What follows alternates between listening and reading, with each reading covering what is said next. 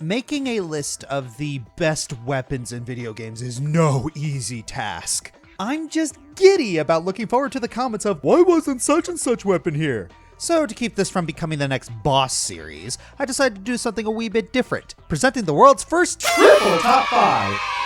Unless I didn't notice or forgot if another person did it, sorry. I'm going to be making separately ranking the best melee, ranged, and magic weapons. First things first, how effective is the weapon at taking down enemies and clearing the objective?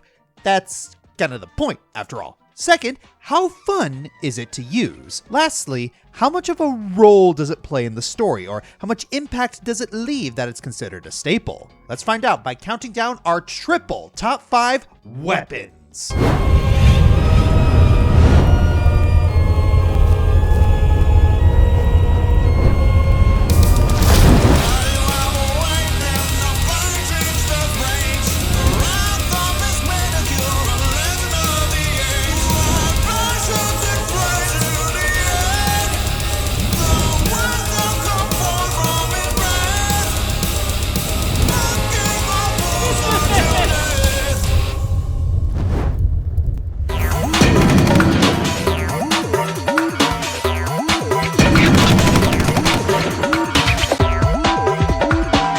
Mega Man has been collecting weapons from other robot masters since the dawn of the NES up until now. These weapons definitely vary in terms of creativity and practicality, but yeah, let's not beat around the bush here. Nothing tops the Metal Blade. Allow me to give you the 4-step formula for making the most overpowered weapon imaginable for a 2D platformer. 1. Make it a projectile. 2. You can aim it anywhere you want. 3. Let it one-shot most enemies and overtake half the bosses in the game. 4. Have the ammo count be quadruple the amount of a standard weapon. Seriously, the only thing this weapon's missing is a homing mechanic. Even factoring how busted it is, it's just a cool projectile in general. You're throwing saw blades at your enemy. No duh, it's gonna hurt like a bitch. Considering how easy Metal Man is in both terms of stage and boss fight, it's like the game is begging for you to get this weapon first and clean sweep the entire game. But yeah, that's unfortunately why this weapon isn't higher. Part of what makes a weapon great is how much it adds to the overall tightness of the gameplay, and Metal Blade makes Mega Man 2 a total cakewalk, with the only thing standing in your way being that crappy booby trap fight. When the game is so poorly balanced that you need an overpowered item to get you out of most of it, that's not exactly good design. Heck, even Archie poked fun at it. But, it's hard to deny the weight Metal Blade carries as one of the series' most well-known and beloved weapons. It has everything going for it, even it can be too much in places.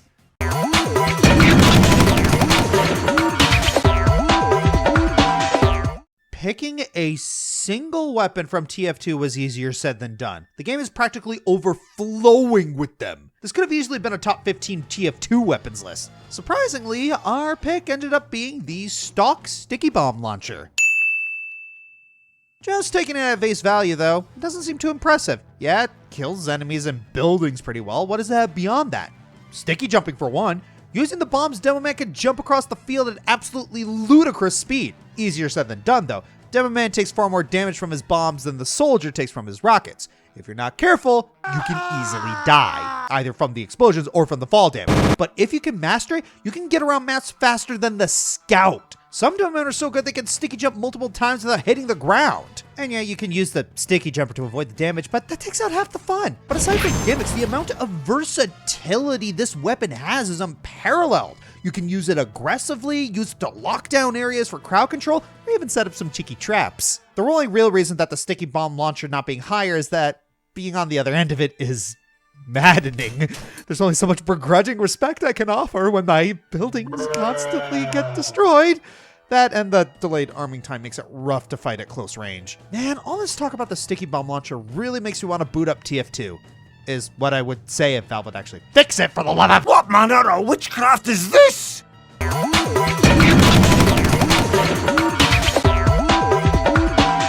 If you think that Namco's catalog of weapons is impressive, the guns manufactured in the world of Borderlands are mind-breaking weapons of mass destruction. With the claim to fame of having 87 bajillion guns, jeez, that's a lot. Just picking one is really hard, especially considering just how varied and specialized these armaments can be. So let's generalize a bit. In Borderlands, each weapon falls under the brand of a different manufacturer, each with its own niches and specialties. From the elemental focus, high-tech guns of Malawan, to the rustic and single-shot guns of Jacobs, and the cheap, broad appeal of Tediore, that reloads by throwing the gun. Alright, all the weapon manufacturers carry their own personalities that are evident through both in-game lore and just using the guns. Realistically, any of these could be a candidate on their own, as each one can speak to a different person depending on your playstyle. So I say we pick the most Borderlands-y manufacturer of the group, and let's answer that question by asking another very simple question. Explosions! Oh yeah, baby! Torque guns are the guns that you want if your objective is to cause wanton destruction. Exclusive to the torque weapons are the elemental type Explosion. Unlike other elemental types found across the series, Explosion isn't a status condition that causes extra damage over time or anything like that. It's exactly what you think it is. Mr. Torque! No. Mr. Torque! Yes.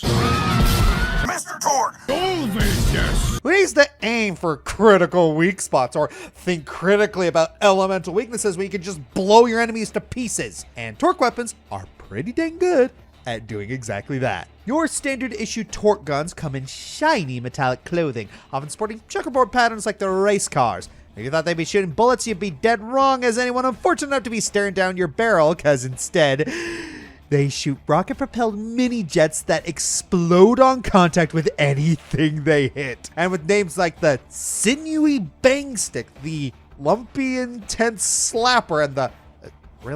The Rock-a-Whap-a Derp? It's pretty clear that these guns are meant only for the manliest of men out there. But oh, that's not even getting into the unique guns and the legendaries like the meta-defining Unkempt Herald, the Flacker, the very aptly named Nukem, a rocket launcher that shoots, an actual nuke at your enemies. Or if you want something simpler, you could always go for the Sword Explosion, which shoots exploding swords that split into even more exploding swords. Yeah, subtlety isn't really an option for torque guns. And then there's the CEO and spokesperson for Torque, whose full legal name could make him the president of Idiocracy. This testosterone-fueled madman is like if Saxon Hale was a sports buff and about 9 times as crazier and is the star of his very own DLC in the second game. Here we fight in a gladiatorial arena filled with torque guns and learn such fun facts as his love of explosions. No, really? And the fact that he swears too much. No, really? And that the shareholders made him surgically attach a digital sensor into his own voice box. Oh. The Torque shareholders wired my voice box with digital sensor, so I can't say stuff like your fucking balls. That's like half my fucking vocabulary. Okay. Or there's also the time he suplexed a shark wearing a bolo tie. Was he or the shark wearing the bolo tie?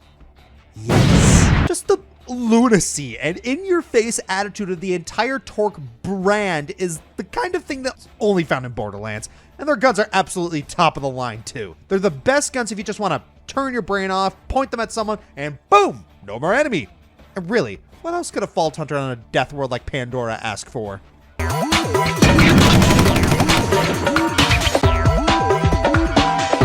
What does it say about a gun that you can never think of it without thinking of the one who wields it? Samus Aran's arm cannon is one such gun. You never think of it apart from Samus's iconic power armor, yet for such an understated weapon, it has a large bag of tricks. As a weapon of the Chozo race, it is perhaps expected that the arm cannon is such a technological marvel. It can vanish completely, being stored along with the rest of the power armor in Samus's Zero Suit. It's also capable of swapping to a missile launcher and overcharging for larger blasts. Oh, but that's not all! Ice beams, plasma beams, grappling beams, wave cannon mode, flamethrowers, shooting light and darkness, and more. With the right upgrade, it seems like Samus's trusty arm cannon can get her out of almost any problem. Almost. There's been a time or two where the power armor and thus the arm cannon with it have failed Samus. But in the end, it's still one of the most reliable guns in gaming, as well as one of the most versatile and even dramatic.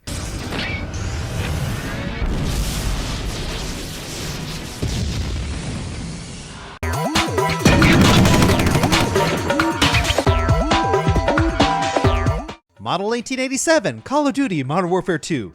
You had to be there. It was terrifying. Flood, Mario, your greatest weapon as well as your greatest ally. Portal Gun from Portal. So simple, yet the implications and possibilities are crazy. Blue Shell, Mario Kart, the great equalizer and ender of so many friendships. Dread, Warframe, just as devastating in your hands as your enemies. Gravity Gun, Half-Life 2. I think it's kinda overrated, but people love it for a reason, so here it is. What can I say except you're welcome?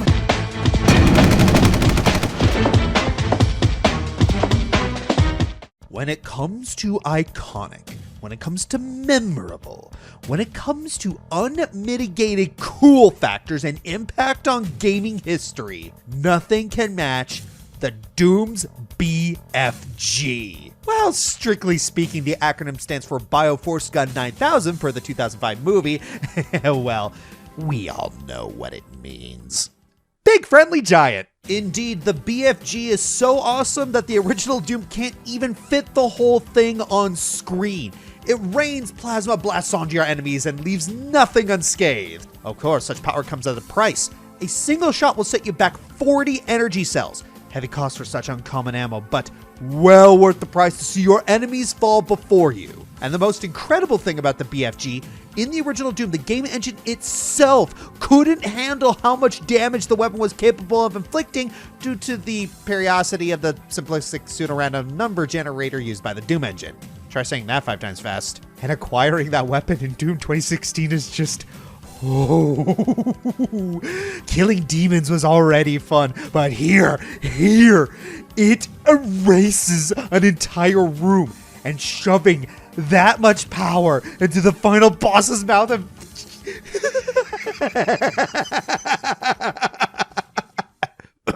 Over the many years since the original Doom came out, much has changed in gaming, but Doom and the BFG are eternal.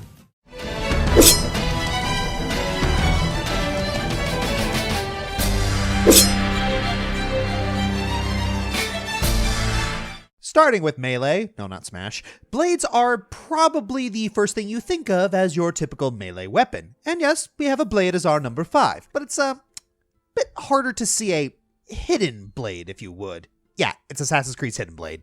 Oh, you know this. It's probably the thing you remember the most from Assassin's Creed, other than Ezio, Unity's glitched face, and 3's terrible ending. Positive vibes, Josh. Okay.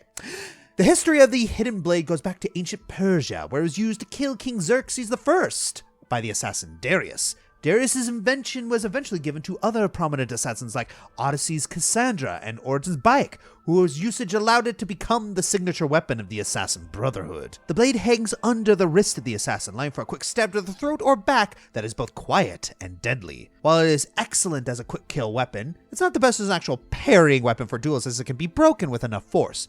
At first, the blade required the sacrifice of the ring finger to allow the extension of the blade, but our OG Pro Tag, Altair, altered it to remove this requirement. For some reason, mysterious hooded figures with the ring fingers removed seemed to stand out. Never would have guessed. Altair's adjustments pioneered a whole slew of advancements for the blade, including a hidden gun and poison blade. These advancements were recreated and eventually improved upon by Leonardo da Vinci and other famous inventors. We have variants like the hook blade from Revelations, the phantom blade from Unity, and the pivot blade from 3. However, in modern times, the hidden blade isn't used as often as more, with the exception of high-ranking assassins for traditional purposes. They still use variants like the shock blade, but we're at a time where more advanced methods of killing people exist, even if they aren't as quiet. While the practical use of the hidden blade may change depending on the version, it's still one of the most iconic melee weapons in gaming. Seeing Altair or Ezio effortlessly killing people in some of the coolest ways possible is why we fell in love with the series in the first place. And while the series gets more ridiculous with each entry, you can't deny that the hidden blade is just cool. Well, that's a nice dagger. Interesting nuptial accessory. It's a bit sharp. The trusty dagger. Dagger. For when during melee combat you need something a bit more compact than a sword, but still sharp enough to deliver a killing blow. As long as you're not being a chucklehead when handling it. See what I mean? Well, wait. That's not how this is supposed to happen. Let me try again.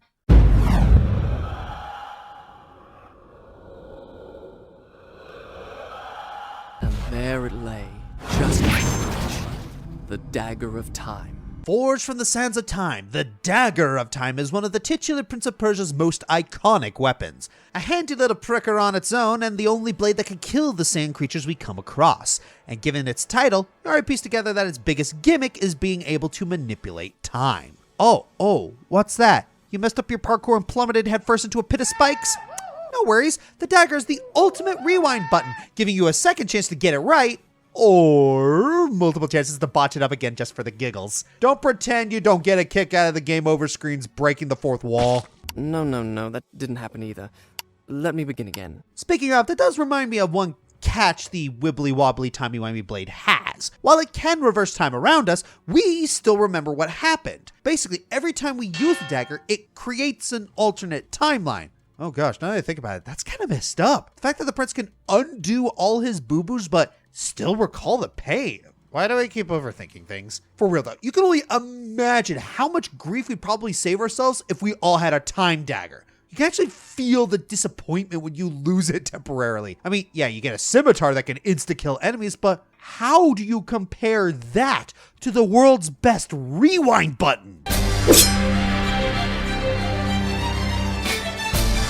Legacy is a topic that comes up often in the Sly Cooper games, both one's personal legacy and the legacy of those who came before you. The ultimate symbol of Sly's legacy as a member of the Cooper clan is his cane. Coopers, since the days of ancient Egypt, have wielded similar canes, and when I say similar, I mean it. Despite all being Coopers, each cane has its own unique flavor, from the massive tree trunk swung around by the Scottish sleigh Cooper, the strongest of the Coopers, to the twin dagger-like canes of the Ryochi Cooper of Japan. No, I will not be mentioning the atrocious redesigns of Sly 4. Sly's own cane was actually his father's cane, which was the only thing left of him after the Fiendish Five got done with him. But that's enough about the history of the cane. How does it function as a weapon? Quite well, I'd say. It allows Sly to hook unsuspecting opponents from behind, juggling them into the air to bring them down hard in an instant kill. It seems to be unbreakable. It offers Sly a lot of reach in melee combat. It can even turn into a pair of ice-climbing hooks. Yes, really, the Sly series can be goofy sometimes, but that's part of the charm. Most of the value of the cane is the mobility it offers Sly, who, even on his own, is quite agile. His cane lets him swing from hooks and vault himself into the air using certain grapple points, as well as sliding down ropes and rails. There is one other minor thing. The cane also serves as the key to the lock on the Cooper Vault, where all Sly's ancestors stored their wealth and treasures, as well as a gauntlet to challenge their descendants and keep any outsiders from intruding on sacred ground. The only thing the cane doesn't do is julienne fries.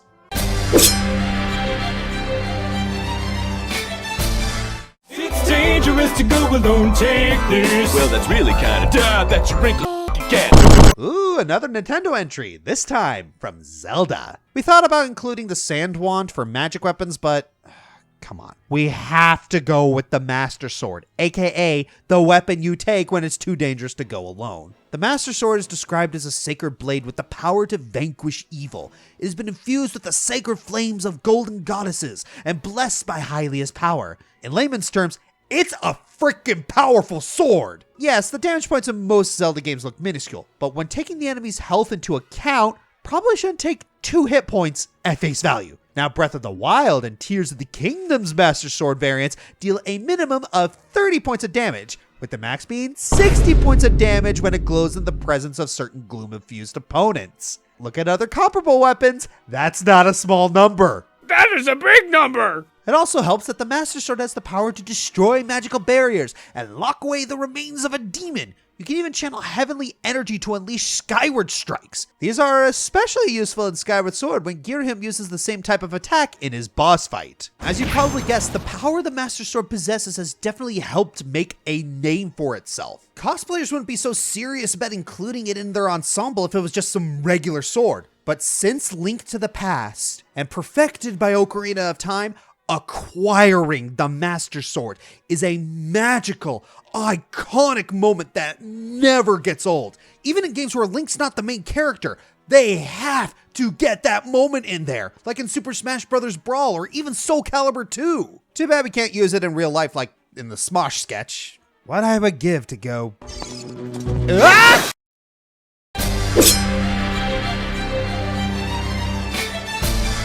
Home Run Bat Super Smash Bros. Has appeared in every Smash game and almost guarantees a heavy-hitting home run.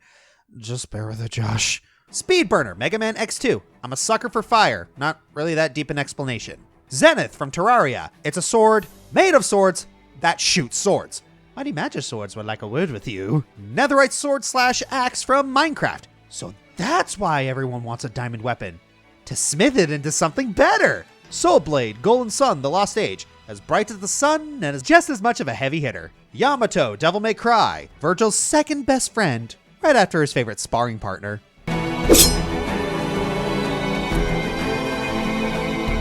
In any JRPG, it's an unwritten rule that the hero will be using a sword. And when it comes to swords wielded by said hero, none are more iconic than the Monado. Right off the bat, we have to talk about the design. Yeah, it looks pretty bland at first, until the frickin' laser blade emerges. And as the series goes on, we get all kinds of equally cool upgrades for it. In combat, the Monado allows Shulk to essentially do anything. Deal insane damage, buff, debuff, shield allies. And all that's just in the first game. But what truly makes the Monado earn its place is its story significance. In the world of Xenoblade, the Monado is the only weapon capable of harming the Mechons. So once original wielder Dunban loses the use of his arm, things get kind of desperate. Thankfully, Shulk steps up to become its new wielder, and it even grants him the ability to see into the future! For most of the game, the Monado is instrumental, allowing him and his friends to take the fight directly to the Mechonis. Of course, things aren't nearly as simple as they seem. Long story short, Shulk was just being manipulated by Zanza as a glorified delivery boy the whole time. Jeez, these games love to rip each other off. Thus, the final battle consists of real and replica Monados being pitted against each other. From there, the Monado only continued to evolve as the series progressed. In 2, it's used as Malice's weapon. It's a special kind of humbling to be on the receiving end of all the attacks that made quick work of your enemies before. Of course, it's just as effective when you get to wield it with Shulk as a blade. In 3, Shulk followed in the footsteps of Dunban and incorporated his evasion techniques into the Monado arts. Oh, and Lynn has hairpits of it in X.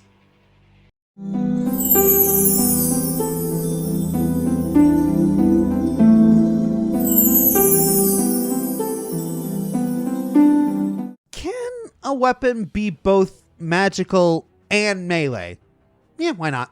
Don't worry, I'm not going to be like, oh, this sword can also do 2d6 fire damage. It's a magical sword. What kind of professional do you take me for? These swords can do 2d80 eye gouging damage and they're also on fire. See, much better. God of War's Blades of Chaos are not only Kratos' signature weapons throughout the Greek saga, they are a constant reminder of his past and fury. Forged by Hephaestus and imbued with primordial flame, these blades are capable of imbuing themselves with the hottest fire with each swing. They've killed countless humans, monsters, and gods, including Kratos' own wife and child, and oh boy. The blades themselves are chained to the wielder and can only be removed by the current God of War. While Kratos was able to remove them when he obtained that title, he could never fully escape the blades. Whether it was to send them into the ocean or leave them in a desert, the blades would always find their way back to him. Eventually, he gave up and kept them as a way to remind him of his past, as they could still be useful. In God of War 4, he took out the blades once more to save Atreus, as they were the only weapons he had that could kill the monsters of Niflheim. Once he upgraded the blades here, they lost their original Greek design and started to look more Nordic, gaining more abilities and affecting Kratos' growth. While Fimbulwinter dulled their edge in a way, you could tell they evolve as Kratos evolves as a person. The Nordic saga changed Kratos as a person, and the blades went along with it. But it doesn't mean they don't lose their destructive destiny. It was with these blades that Ragnarok was created, and many people died as a result. While Kratos did this to save the 9 realms from Odin's reign, the results speak for themselves. Despite the blades' iconic nature, they are lower due to being a hybrid rather than pure magic. Can't doubt their impact on the series and Kratos as a whole, no matter how many gory scenes we get from them. Like, sheesh, I thought the hidden blade stuff was gruesome. Alright, now this is one series we can absolutely count on to give us some high quality magic weapons. So which one of Fire Emblem's many tomes or magic blades is going to make it on the list? Is it Forseti, the wind tome that massacres barons all across FE4? Or is it Nosferatu, which can drain the enemy's HP? Or the Flame Shuriken, which, if given to Elise, can rip through hordes of enemies in seconds? Who am I kidding? It's gotta be Dark Spike's T, right? The magic that makes Lysithea as busted as she is? Was that English? Yeah! Where'd you come from? I don't know. I think someone warped me here. Subtle. Yeah, any and all fancy destructive tomes out there are completely dwarfed by the viability of the warp staff. All this does is send one adjacent unit away from you, but depending on what unit you send, it can completely change the tide of a chapter. And some maps, you can straight up pass walls and skip puzzles with this thing. Sure, having strong units with powerful damage-dealing weapons is good too, but if it takes too long to get your units to the enemies, then that kind of sucks the fun out of it. So getting to send those strong units flying into the enemy thicket to clear out the path ahead is an undeniable godsend. It even has incredible synergy with the rescue staff, allowing warped units to also haul in distant units towards them, making group progress faster overall. Obviously, the rarity and limited uses keep it from being too broken, but once you have it, the power to blaze through the toughest chapters is in your hands. On that note, let's draw attention to the 3 games that handle warp the best: Thracia 776, 3 Houses, and Engage. Thracia, like the Marth games, has no limit to where you can warp your allies. The difference is that you gotta work your way to getting these staffs via side quests and stealing from enemies to earn its high accessibility. Not to mention, the game gives us access to its variant Rewarp, which staff builders can use to warp around the map by themselves. In 3 Houses, warp is limited to Lysithea, Lindhart, Manuela, and Happy, each having only 1 use of warp per map. But what makes it especially good is that you'll never run out of it for the whole game. This is insanely helpful for completionists going through all the routes, especially in combination with Stride to boost your army's overall movement. And finally, there's Engage. Of course you'd compliment Engage again. Yeah, shut up. At first, it seems like you only have a small range to work with, but with solid training on Mikaya's emblem, you'll gain access to Augment, which gives you better range, plus an extended AoE that lets you warp up to 5 units at once. Combine this with the Goddess Dance and it essentially busts down the limit on how far you can carry multiple units in a single turn. I was about to say, there's a reason fans don't shut up about how good a staff this is. It's practically the Deus Ex Machina for Fire Emblem nerds, and for that, it's gonna remain a classic for a while. Of course, in some games, you gotta be really good at digging through specific maps if you wanna earn one of these. Really? Because I found this one under my couch. What? No, wait! Wow, I think I found a new best friend. Kid Icarus Uprising. Sakurai's refurbishing of the NES Classics IP brought new life into the lore, especially the characters. Pit, for one, has become a dorky, yet cheery and downright hilarious protagonist whose antics are always fun to see. Are you a buzzard? No, we can all agree that it's not a buzzard. Though I have seen him eat some questionable things off the ground. Floor ice cream gives you health.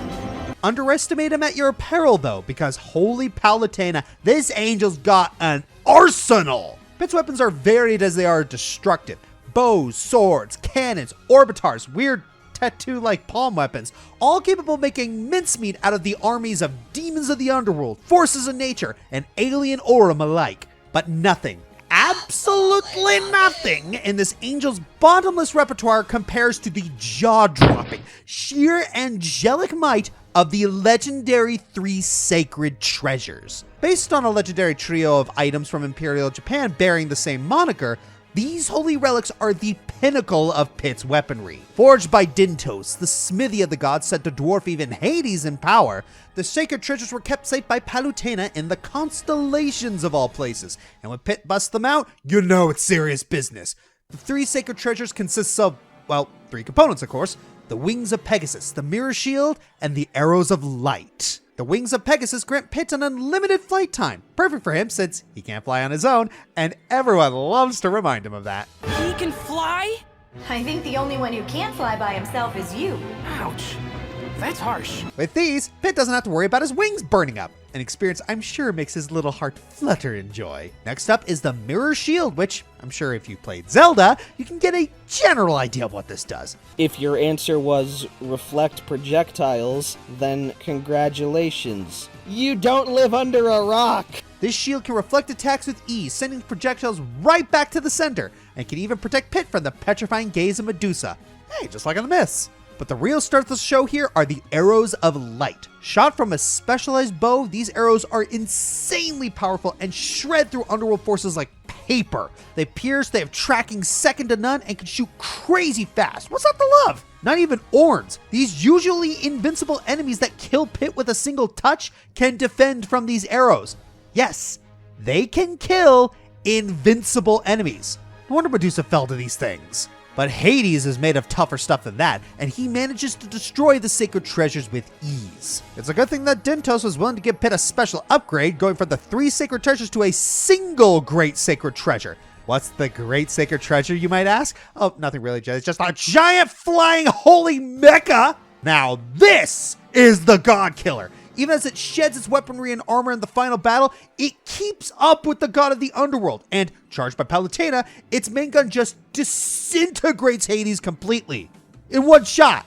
Just, wow, yeah. Sacred treasures take everything to the extreme. Hades states that Pit's as destructive as 100 reset bombs, and yeah, with weapons like these at his disposal, it's completely understandable why. The sacred treasures just speak for themselves, honestly. Pit's an angel with weapons even gods fear. Don't mess with him.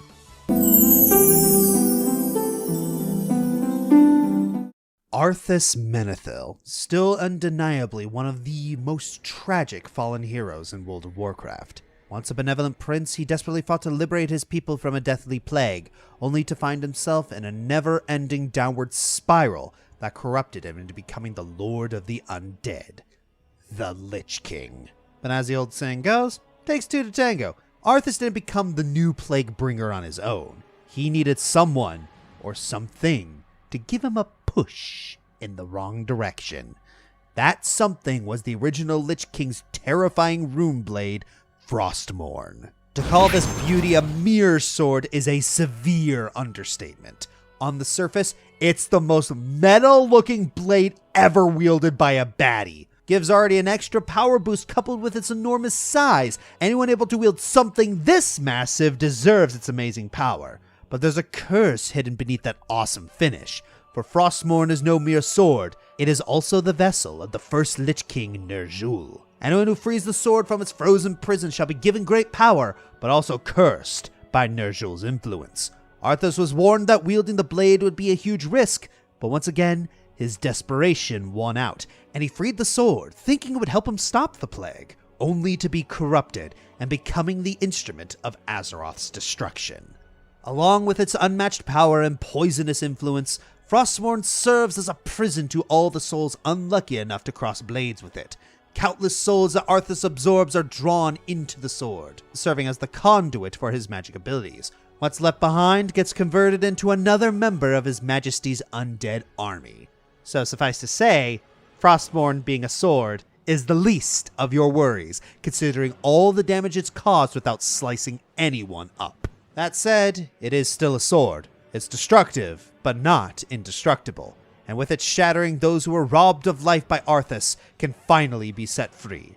And in a way, so can Arthas. However, without him, there must always be a Lich King, and anyone lucky enough to find the pieces can just reforge a new terrible blade, hammering in how we may never be free from its horrific presence. Did you know that there was a weapon in Terraria that referenced it? Probably not. It got deleted, presumably due to fear of legal action, which is weird since a way more iconic magic weapon got referenced, but more on that later.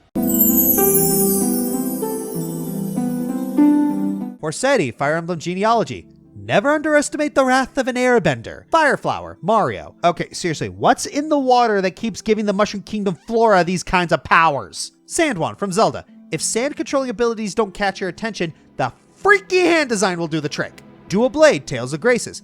Twin blade that's a bow and can split apart into knives that are also guns. And this came out before Ruby.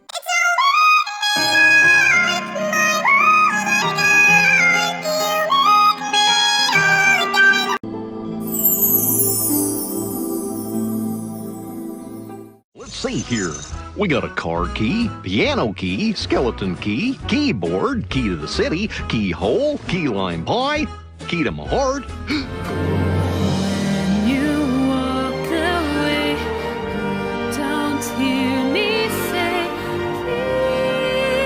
Was there ever any doubt? As you've seen throughout the above entries, the best magic weapons are those that blur the line between melee and ranged combat. And by far, the best example in gaming is the Keyblade. As a magic weapon, the Keyblade is equally capable of hitting things hard, as well as obliterating them with all kinds of projectiles. Regardless of the game, you're given equally viable options for hack and slash combos or becoming the ultimate black mage. This was taken to infinity and beyond in Kingdom Hearts 3, where you get access to all kinds of crazy transformations to use. Whether it's a gun, yo-yos, a shield, or a flag, it makes getting new ones all the more exciting. You could shoot magic with it, encase it in magic and throw it, use it to summon magical creatures as well as open any lock. They did that last one less and less as the series went on, I notice. Of course, I'd be remiss if I didn't mention the biggest issue with how the Keyblade is in the story, completely losing its uniqueness factor. Just like Super Saiyans, Jedi, and Alicorns, Keyblades went from something only the chosen could wield to something that's just handed out like free samples. Regardless, no taking away from how iconic it is. Why else do you think so many people like to design their own? Heck, I even have one. To put it into perspective, it's been regularly referenced in plenty of other media. Has-Been Hotel, Ratchet & Clank, Terraria, Guilty Gear, Mighty Magiswords, Paracelsus, Wonderful World of Mickey Mouse, Ghost and Molly McGee. Heck, the latest Superman cartoon had Lois Lane be a Keyblade wielder. I'm Josh Scorcher, and you know it's sad when referencing Kingdom Hearts was one of the only things the Saints Row reboot did correctly.